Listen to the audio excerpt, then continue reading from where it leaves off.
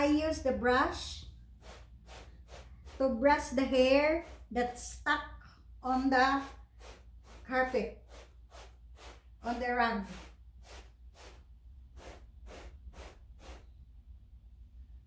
And then I take it off from the brush. Kasi dumadami eh.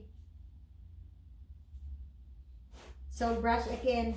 It's a long process. But because I want my carpet to be clean, so wala tayong magagawa. Ganyan talaga ang buhay. Kasi pag maglinis, dapat malinis. Hindi yung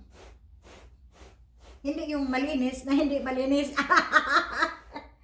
I want it to be really clean and free from hair. Kasi, di ba yung hair dumidikit dito sa carpet? I don't want it. Kaya I clean it and use the brush